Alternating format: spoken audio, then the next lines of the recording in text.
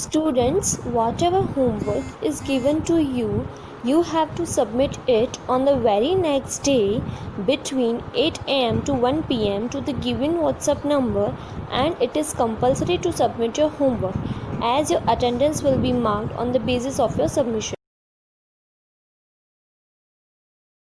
Hello, good morning.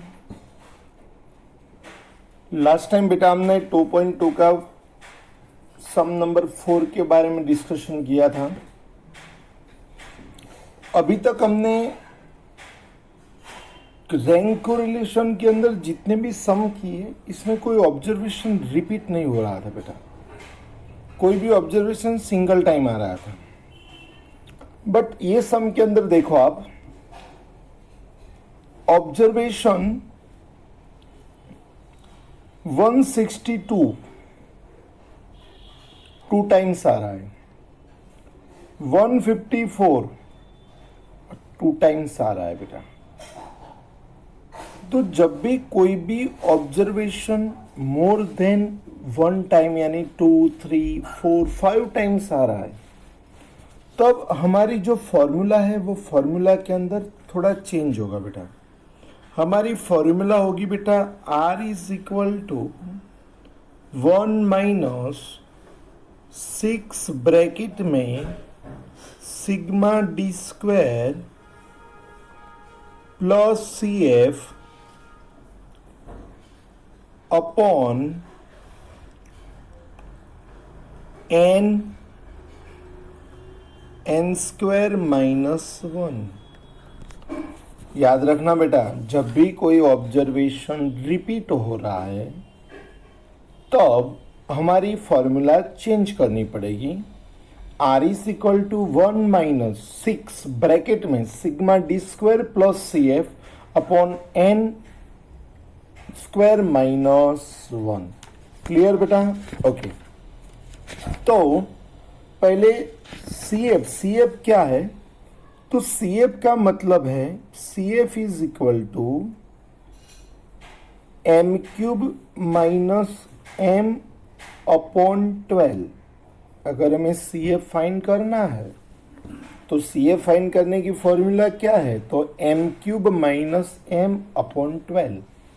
तो m का मतलब क्या कि तो जो ऑब्जर्वेशन जितने टाइम्स रिपीट हो रहा है वो नंबर्स, मान लो कि कोई ऑब्जर्वेशन 2 टाइम रिपीट हो रहा है तो m इज इक्वल टू 2 होगा।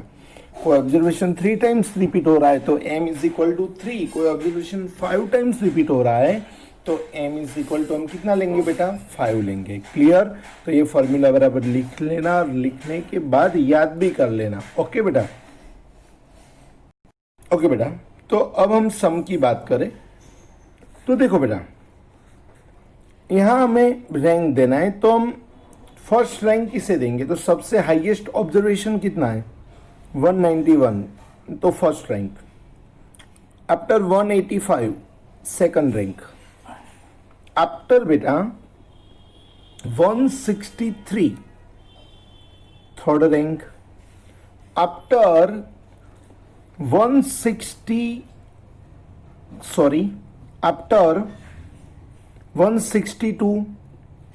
4, आफ्टर 156 5 एंड आफ्टर 153। तो इसे हम कौन सा रैंक देंगे बेटा? सॉरी मिस्टेक हो गई। First, second, third, 4।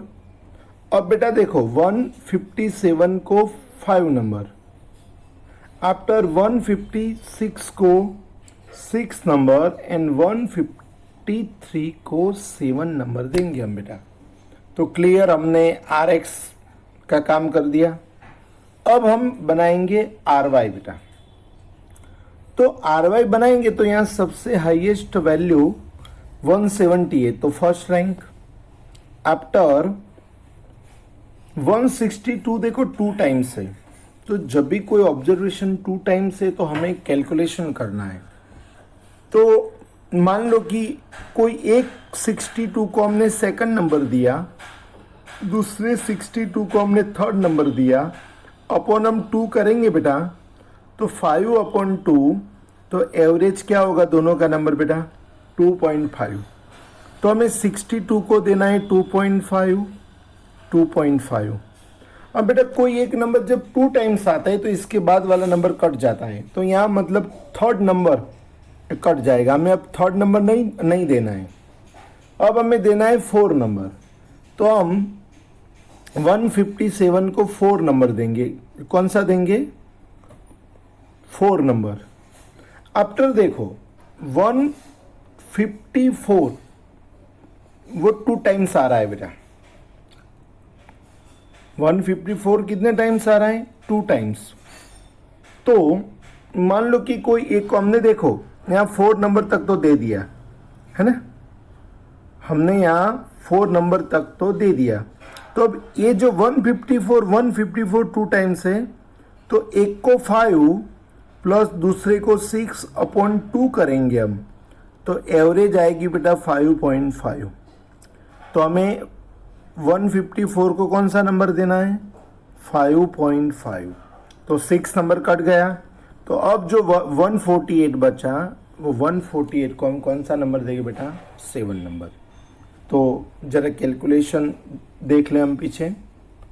तो देखो जो x था वो x को नंबर दे दिया जैसे हमने आगे दिया हुआ था।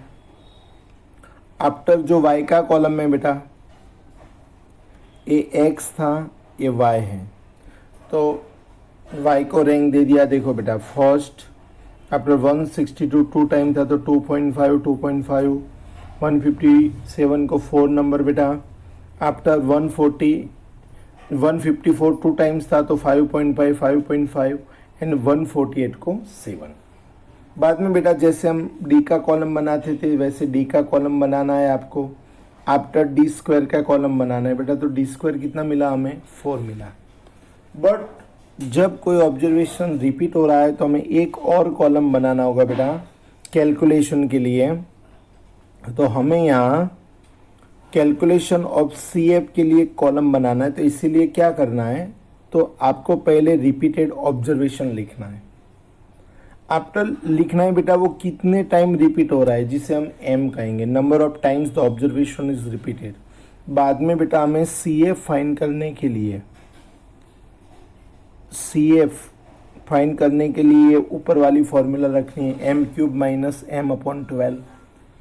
तो 162 2 टाइम रिपीट हो रहा था बेटा, तो 2³ - 2/12 तो कितना मिला बेटा? 0.5। 154 भी 2 टाइम्स रिपीट हो रहा था तो वो भी कितना मिला? 0.5। तो टोटल हमें CF कितना मिला? क्योंकि 1 मिला। कितना मिला? तो इस तरह आपको CF फाइंड करना है। ओके, आगे जो मैंने कैलकुलेशन किया वो कैलकुलेशन अगर आप चाहो तो यहाँ भी कर सकते हो। ये जो स्पेस है ना वहाँ भी आप कैलकुलेशन कर सकते हो। क्लियर बेटा? तो अब हम फॉर्मूला के अंदर वैल्यू रखेंगे। R is equal to 1 - 6 bracket में sigma d square plus CF upon n square -1। तो R इज इक्वल टू 1 - 6 का 6, सिग्मा d स्क्वायर 4 मिला था, CF 1 मिला था, n 7 स्क्वायर -1। तो 1 - 6 5 30, 7 स्क्वायर 49 -1 48 इंटू 7। तो नेट बेटा हमें आंसर मिलेगा 0.91 बेटा। कितना मिलेगा? 0.91। तो partial positive correlation between 2 variable x and